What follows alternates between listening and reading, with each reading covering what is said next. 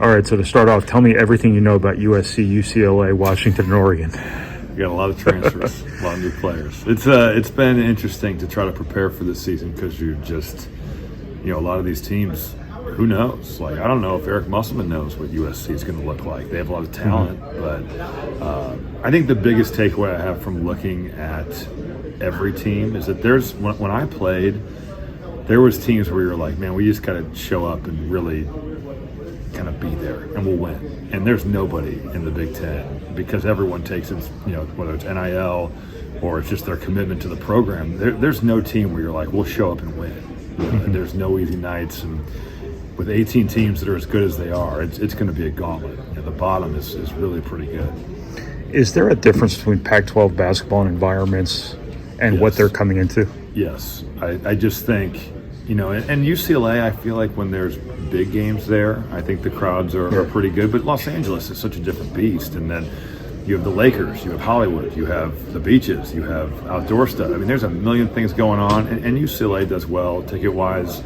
But I do think that if you watch Pac-12 basketball, the locations of the schools, whether it was Tempe, or Tucson, or Los Angeles, or the Bay Area, or Seattle, or wherever, there's a lot to do in these places. And this is not a knock on our Midwest cities, but when it's 20 degrees and snowing, watching the basketball game sounds pretty good. It's kind of what the people of the Midwest do. So you can knock the Midwest cities. No. I know the deal. We all know the deal. I live in Chicago. I grew up in Valparaiso. It was what we did in the winter, right?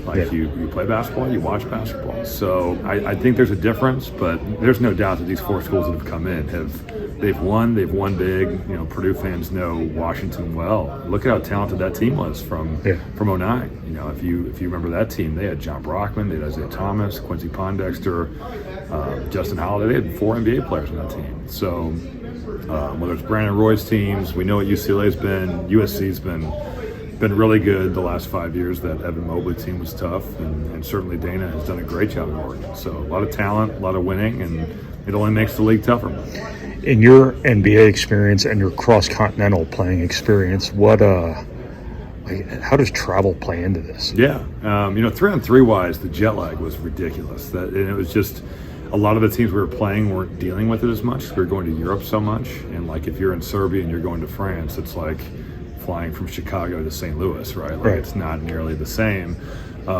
That's why we felt like when we'd play the tournaments in Asia, at least everybody's jet lagged, So sleep is so important. I always felt like if I could, and granted, they're not going 12 hours or 9 hours. It's going to be a 3-hour time change to the West Coast, and they're only going once. But getting adjusted, getting out there, getting a good night's sleep, making sure that you kind of get your clock to where you're going to. I always felt like that was really important in terms of getting that there. And I think hydration, too. I think being hydrated is such an underrated aspect of that.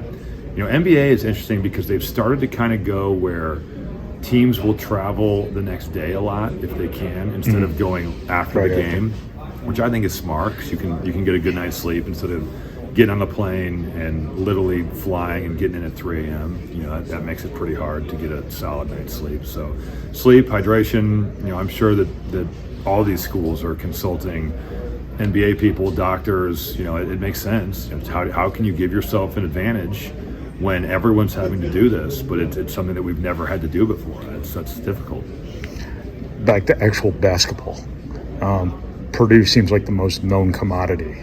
Is that kind of your view and why they're the preseason favorite? Yeah, I think so. I think just because of who they got back. Braden Smith was phenomenal last year. I really can't wait to see what he does in the post-Zach Edey world at Purdue because so much of the offense was run through Zach. But Braden was tremendous. I thought Fletcher in the biggest moments last year was really, really good. And maybe the consistency aspect of that, you'd like to be a little bit better, but the Arizona game or some of the NCAA tournament games, he was really, really good. And then I think the young guys, I think seeing that a guy like Cam Heide or Miles Colvin get an experience of playing on a team like that and getting legit minutes and playing in the Final Four, what a jump start to their sophomore years. So a talented freshman class, but some really good pieces coming back. And I think Trey Coffin-Run as well, kind of seeing what he can do with the post maybe more opened up. The 5 spot is very interesting to me too. I just think who kind of separates themselves. Is it Daniel Jacobson? Is it Will Berg? Those are the unknowns, I think, and that's something that they got to figure out here before the season. Just their evolution offensively here the last decade or so. Yeah. Just probably have to they'll figure something out, right? Yeah, I mean, if anybody could do it, I think Coach Painter's the guy. It's just the evolution is funny because I bet we were like 70-30 defense to offense, and I know that's not the ratio of practice that they do now on offense and defense. So he's done such a good job of becoming a guy that is known throughout the conference of being a great offensive coach. That team last year was kind of pissed off. And how do you think Painter keeps them, agitated? Well, I mean, angst-ridden, whatever. Yeah, you didn't win the national title. Yeah. You lost pretty handily in the national title. And UConn, I think, we all know how good that team was. You look at the NBA draft, you look at kind of the way that they beat teams over the last 2 years. I think that's got to be it. And I think probably the post-Edie, I don't know if disrespect is the right word, but there's got to be some doubters saying, well, they've lost the 2-time National Player of the Year. How can they keep this level up? I think that's probably got to be the angle. And I'm sure, Coach is very good at finding all those clippings and pushing the right buttons, and I'm sure that's where he's taking that. So who's their biggest challenger, you think, in the Big Ten? It's a good question. I mean, I think Indiana's talent is really good. I think the way the pieces fit together is yet to be seen. They clearly like to play big by going out and getting Umar Ballo. I think IU definitely upgraded their talent in the backcourt by going out and getting Miles Rice and Cannon Carlisle, but the shooting, to me, is still a bit of a question alongside of how does this all fit for them.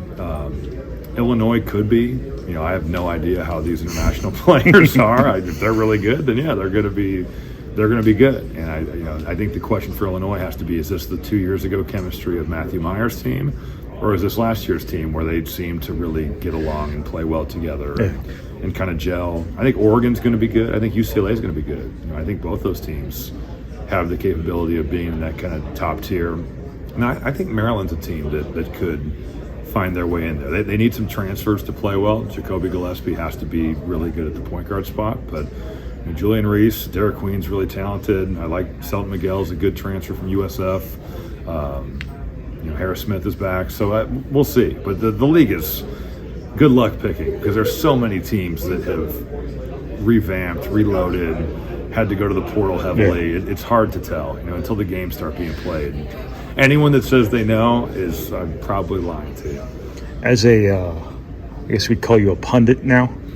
How much studying do you have to do in the off season these days to find out who the hell all these guys are? It was funny. Who's playing for who? My boss at Fox asked me to do kind of a preview because they have the draft of drafting these games for what games go to what networks, and they like to go through, I think, with multiple of their analysts to say who's going to do what in the league. Right. I had to legitimately go into the depth charts and try to find anything I could just to see who was on what team. Yeah.